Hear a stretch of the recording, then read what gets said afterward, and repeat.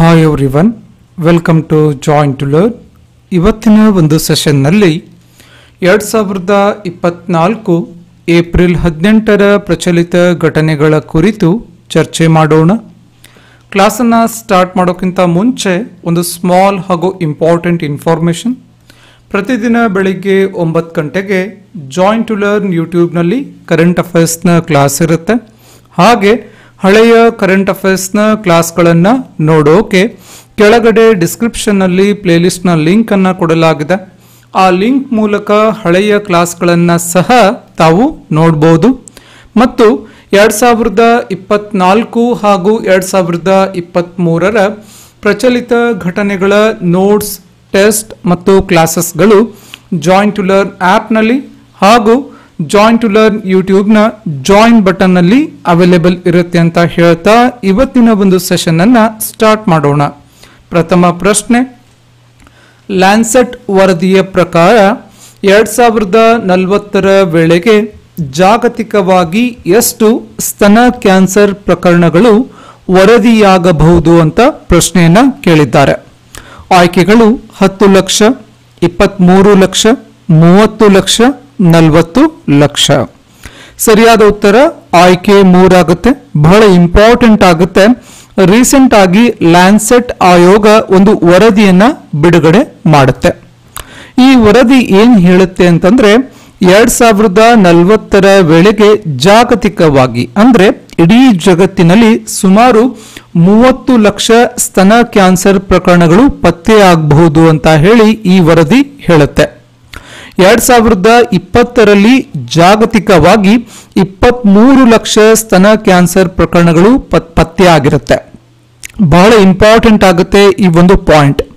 ಮತ್ತು 2040ರ ವೇಳೆಗೆ ಸುಮಾರು 10 ಲಕ್ಷ ಮಹಿಳೆಯರು ಈ ಸ್ತನ ಕ್ಯಾನ್ಸರ್ಗೆ ಬಲಿ ಆಗುವಂತಹ ಸಾಧ್ಯತೆ ಕೂಡ ಇರುತ್ತೆ ಅಂತ ಹೇಳಿ ಈ ಒಂದು ವರದಿಯಲ್ಲಿ ಹೇಳಲಾಗ್ತಾ ಇದೆ. ಇನ್ನೊಂದು ಪಾಯಿಂಟ್ ಇಂಪಾರ್ಟೆಂಟ್ ಆಗುತ್ತೆ. ಮುಖ್ಯವಾಗಿ ಭಾರತದ ಸ್ಥಿತಿ ಏನು ಈ ಒಂದು ಸ್ತನ ಕ್ಯಾನ್ಸರ್ಗೆ ಸಂಬಂಧಪಟ್ಟಂತೆ. ಭಾರತದಲ್ಲೂ ಕೂಡ ಸ್ತನ ಕ್ಯಾನ್ಸರ್ ಪ್ರಕರಣಗಳು ಗಂಭೀರ ಆಗಿರುತ್ತೆ. ಸೊ ಆದರೆ ಇಲ್ಲಿ ಸಾವಿನ ಪ್ರಮಾಣ ಕಮ್ಮಿ ಇದೆ. ಜಾಗತಿಕವಾಗಿ ಕಂಪೇರ್ ಮಾಡಿದ್ರೆ ಭಾರತದಲ್ಲಿ ಸಾವಿನ ಪ್ರಮಾಣ ಕಮ್ಮಿ ಇದೆ. ಸೊ ಇಲ್ಲಿ ಬದುಕುಳಿಯುವಂತಹ ಪ್ರಮಾಣ ಎಷ್ಟಿದೆ ಅಂತಂದ್ರೆ ಕೇವಲ 66% ಒಂದು ಬದುಕುಳಿಯುವಂತಹ ಸಾಧ್ಯತೆ ಈ ಸ್ತನ ಕ್ಯಾನ್ಸರ್ ಪ್ರಕರಣದಲ್ಲಿ ಕಂಡುಬರುತ್ತೆ. ಇನ್ನು ಹೆಪಾಟಿಕ್ ಕೀಮೋಥೆರಪಿ ಮತ್ತು ಕೀಮೋಥೆರಪಿ ಈ ಒಂದು ಚಿಕಿತ್ಸೆಯಿಂದ ಬದುಕುಳಿಯುವಂತಹ ಸಾಧ್ಯತೆ ಈ ಒಂದು ಪ್ರಕರಣದಲ್ಲಿ ಅಥವಾ ಈ ಒಂದು ಡಿಸೀಸ್ ನಲ್ಲಿ ನಮಗೆ ಇಲ್ಲಿ ಕಂಡು ಬರುತ್ತೆ. ಸೊ ಇಲ್ಲಿ ಒಂದು ಯಾಕೆ ಈ ಪ್ರಕರಣಗಳು ಹೆಚ್ಚಾಗ್ತಾ ಇದೆ ಆ ಪಾಯಿಂಟ್ ತುಂಬಾ ಇಂಪಾರ್ಟೆಂಟ್ ಆಗುತ್ತೆ. ಒಂದು ಬದಲಾದಂತಹ ಜೀವನ ಶೈಲಿ ಇರಬಹುದು ಮತ್ತು ಮಹಿಳೆಯರ ವಿವಾಹ ಏನಿದೆ ಅದು ವಿಳಂಬ ಆಗೋದು. ಸೊ ಇವಾಗ ಕಾಮನ್ ಆಗಿದೆ. ಸೊ 32 ಪ್ಲಸ್ಗೂ ಕೂಡ ಮ್ಯಾರೇಜ್ ಆಗ್ತಾ ಇದ್ದಾರೆ. ಅವ್ರ ಏಜು 32 ಪ್ಲಸ್ ಕ್ರಾಸ್ ಆದ್ರೂ ಕೂಡ ಸೊ ಇನ್ನು ಮ್ಯಾರೇಜ್ ಆಗಿರೋದಿಲ್ಲ. ಅಂದ್ರೆ ವಿವಾಹದಲ್ಲಿ ವಿಳಂಬ ಇರಬಹುದು, ಅವರ ಒಂದು ಬಯೋಲಾಜಿಕಲ್ ಸೈಕಲ್ ಅಲ್ಲಿ ಚೇಂಜಸ್ ಆಗೋದಾಗಿರ್ಬೋದು. ಹಾಗೆ ಮಕ್ಕಳಿಗೆ ಒಂದು ಎದೆಯ ಹಾಲನ್ನ ಉಣಿಸುವಂತಹ ಒಂದು ಕಮ್ಮಿ ಆಗ್ತಾ ಇದೆ. ಸೊ ಕೆಲವೊಂದು ಕಡೆ ಸೊ ಸ್ತನಪಾನವನ್ನ ಕಮ್ಮಿ ಮಾಡ್ತಾ ಇದ್ದಾರೆ. ಹಾಗೆ ಬಜ್ಜು, ಮದ್ಯಪಾನ, ಧೂಮಪಾನ, ಸೊ ಅತಿಯಾದ ಒತ್ತಡದ ಜೀವನ, ಈ ಎಲ್ಲಾ ಕಾರಣದಿಂದ ಸೊ ಮಹಿಳೆಯರಲ್ಲಿ ಸ್ತನ ಕ್ಯಾನ್ಸರ್ ಪ್ರಕರಣಗಳು ಹೆಚ್ಚಾಗಿ ಕಂಡು ಬರ್ತಾ ಇದೆ. ಸೊ ಹಾಗಾಗಿ ಸೊ ಪೂರ್ವಿಕರು ಸೊ ನಮ್ಮ ಹಿರಿಯರು ಯಾವ ರೀತಿ ಸಿಂಪಲ್ ಲೈಫ್ ಅನ್ನ ಲೀಡ್ ಮಾಡ್ತಾ ಇದ್ರು, ಹೆಲ್ದಿ ಲೈಫ್ ಅನ್ನ ಲೀಡ್ ಮಾಡ್ತಾ ಇದ್ರು, ಆ ತರ ಲೈಫ್ ಅನ್ನ ನಾವು ಇವಾಗ ಅಳವಡಿಸಿಕೊಳ್ಳುವಂತಹ ಅನಿವಾರ್ಯತೆ ಇದೆ. ಸೊ ಇನ್ನೊಂದು ಪಾಯಿಂಟ್ ಇಂಪಾರ್ಟೆಂಟ್ ಏನು ಅಂದ್ರೆ ಗರ್ಭಕಂಠ ಕ್ಯಾನ್ಸರ್ ಇದು ಕೂಡ ಮಹಿಳೆಯರಲ್ಲಿ ಕಂಡು ಬರುತ್ತೆ. ಎಕ್ಸಾಮ್ ಅಲ್ಲಿ ಕೇಳ್ತಾರೆ ಗರ್ಭಕಂಠ ಕ್ಯಾನ್ಸರ್ ಯಾವುದರಿಂದ ಬರುತ್ತೆ? ಹ್ಯೂಮನ್ ಪ್ಯಾಪಿಲೋಮ್ ವೈರಸ್ HPV ಇಂದ ಬರುತ್ತೆ. ಸೊ ಎರಡೂ ಕ್ಯಾನ್ಸರ್ಗಳ ಬಗ್ಗೆ ತಮಗೆ ಗಮನ ಇರಬೇಕಾಗುತ್ತೆ. ಸೊ ಬ್ರೆಸ್ಟ್ ಕ್ಯಾನ್ಸರ್, ಸೊ ಸ್ತನ ಕ್ಯಾನ್ಸರ್ ಅಂತ ಕರಿತೀವಿ. ಸೊ ಅದೇ ರೀತಿ ಗರ್ಭಕಂಠ ಕ್ಯಾನ್ಸರ್ ಆ ಪಾಯಿಂಟ್ ಕೂಡ ತಮಗೆ ಗೊತ್ತಿರಬೇಕು. ಮುಂದಿನ ಪ್ರಶ್ನೆ, ಇಂಡಿಯಾ ಎಂಪ್ಲಾಯ್ಮೆಂಟ್ ಔಟ್ಲುಕ್ 2023ರ ವರದಿಯ ಪ್ರಕಾರ ಭಾರತದಲ್ಲಿ ನಿರುದ್ಯೋಗ ಪ್ರಮಾಣ ಎಷ್ಟಿದೆ ಅಂತ ಪ್ರಶ್ನೆನ ಕೇಳಿದ್ದಾರೆ. ಸೊ ರೀಸೆಂಟ್ ಆಗಿ ಅಬ್ಸರ್ವರ್ ರಿಸರ್ಚ್ ಫೌಂಡೇಶನ್ ಒಂದು ವರದಿಯನ್ನ ಬಿಡುಗಡೆ ಮಾಡುತ್ತೆ. ಆ ವರದಿಯ ಹೆಸರೇನು? ಇಂಡಿಯಾ ಎಂಪ್ಲಾಯ್ಮೆಂಟ್ ಔಟ್ಲುಕ್ ವರದಿ 2023. ಸೊ ಎಕ್ಸಾಮ್ ಅಲ್ಲಿ ಕೇಳ್ತಾರೆ, ಇಂಡಿಯಾ ಎಂಪ್ಲಾಯ್ಮೆಂಟ್ ಔಟ್ಲುಕ್ ವರದಿನ ಯಾರು ಬಿಡುಗಡೆ ಮಾಡುತ್ತಾರೆ ಅಂತ ಕೂಡ ತಮ್ಮ ಎಕ್ಸಾಮ್ ನಲ್ಲಿ ಕೇಳ್ತಾರೆ. ಅಬ್ಸರ್ವರ್ ರಿಸರ್ಚ್ ಫೌಂಡೇಶನ್ ಅವರು ಬಿಡುಗಡೆ ಮಾಡ್ತಾರೆ. ಸೊ ಈ ಒಂದು ವರದಿ ಏನ್ ಹೇಳ್ತಾ ಇದೆ ಅಂತಂದ್ರೆ 2028ರ ವೇಳೆಗೆ ಭಾರತದ ಆರ್ಥಿಕ ಶಕ್ತಿ ಏನಿದೆ ಅದು $5 ಟ್ರಿಲಿಯನ್ ರೀಚ್ ಆಗುವಂತಹ ಸಾಧ್ಯತೆ ಇರುತ್ತೆ. $5 ಟ್ರಿಲಿಯನ್ ಆರ್ಥಿಕ ಶಕ್ತಿ ಆಗುತ್ತೆ ಭಾರತ. ಯಾವಾಗ? 2028ರ ವೇಳೆಗೆ. ಸೊ ಆವಾಗ ಈ ಒಂದು ಉದ್ಯೋಗದ ಪ್ರಮಾಣ ಏನಿದೆ ಅದು ಸುಮಾರು 22% ಇನ್ಕ್ರೀಸ್ ಆಗುವಂತಹ ಸಾಧ್ಯತೆ ಇದೆ ಅಂತ ಕೂಡ ಹೇಳುತ್ತೆ ಈ ಒಂದು ವರದಿ. ಉದ್ಯೋಗ ಮಾಡುವಂತಹ ಸಾಮರ್ಥ್ಯ ಇದೆ, ಆದರೆ ನಿರುದ್ಯೋಗಿಗಳ ಪ್ರಮಾಣ ಕೂಡ ಹೆಚ್ಚಿದೆ. 2024ರಲ್ಲಿ 4.49% ನಿರುದ್ಯೋಗದ ಪ್ರಮಾಣ ಇದೆ.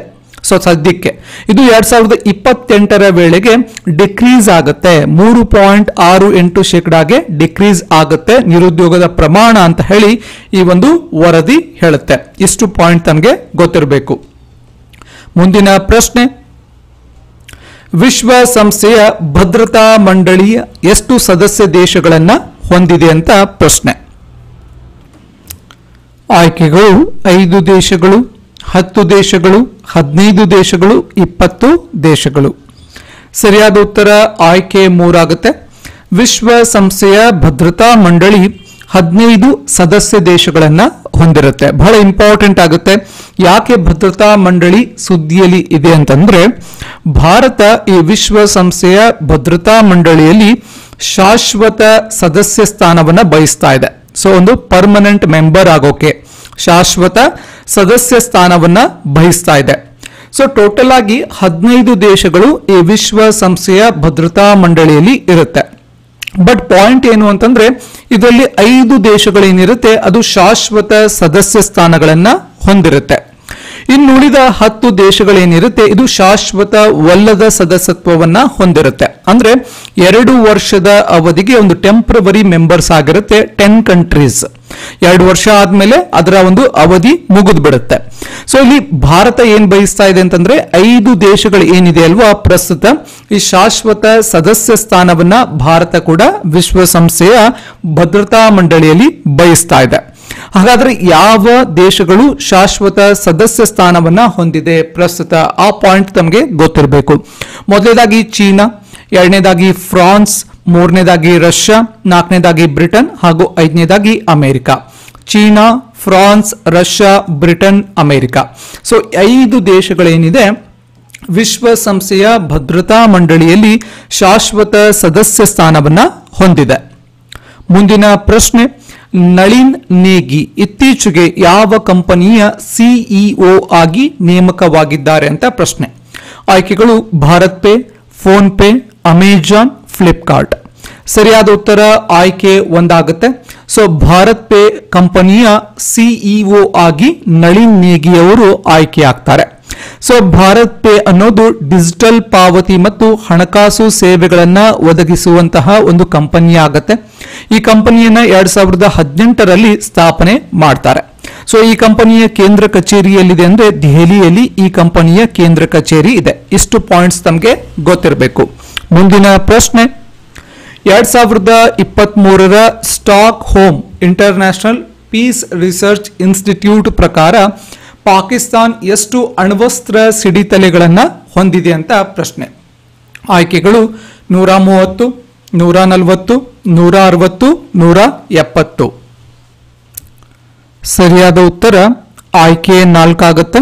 ಸೊ 170 ಸಿಡಿತಲೆಗಳನ್ನ ಪಾಕಿಸ್ತಾನ್ ಹೊಂದಿರುತ್ತೆ. ಸೊ ರೀಸೆಂಟ್ ಆಗಿ ಒಂದು stock home International Peace Research institute ಒಂದು ವರದಿಯನ್ನ ಬಿಡುಗಡೆ ಮಾಡುತ್ತೆ, ಒಂದು ಡಾಟಾ ಅನ್ನ ಬಿಡುಗಡೆ ಮಾಡುತ್ತೆ. ಆ ಒಂದು ಡಾಟಾ ಪ್ರಕಾರ ಪಾಕಿಸ್ತಾನ್ ಏನಿದೆ ಸುಮಾರು 170 ಸಿಡಿತಲೆಗಳನ್ನ ಹೊಂದಿರುತ್ತೆ. ಮುಂದಿನ ಪ್ರಶ್ನೆ, ದ್ವಾರ್ಕೀಶ್ ಅವರು ಇತ್ತೀಚೆಗೆ ನಿಧನ ಹೊಂದಿದ್ದು ಇವರು ಯಾವ ಕ್ಷೇತ್ರಕ್ಕೆ ಸಂಬಂಧಿಸಿದ್ದಾರೆ ಅಂತ ಪ್ರಶ್ನೆ. ಆಯ್ಕೆಗಳು ಸಿನಿಮಾ, ರಾಜಕೀಯ, ಸಾಹಿತ್ಯ, ಕ್ರೀಡೆ. ಸರಿಯಾದ ಉತ್ತರ ಆಯ್ಕೆ ಬಂದಾಗುತ್ತೆ. ಸಿನಿಮಾ ಕ್ಷೇತ್ರಕ್ಕೆ ಸಂಬಂಧಪಡ್ತಾರೆ, ಒಬ್ಬ ನಟರಾಗಿದ್ರು, ಅದೇ ರೀತಿ ನಿರ್ಮಾಪಕರು ಕೂಡ ಆಗಿದ್ರು.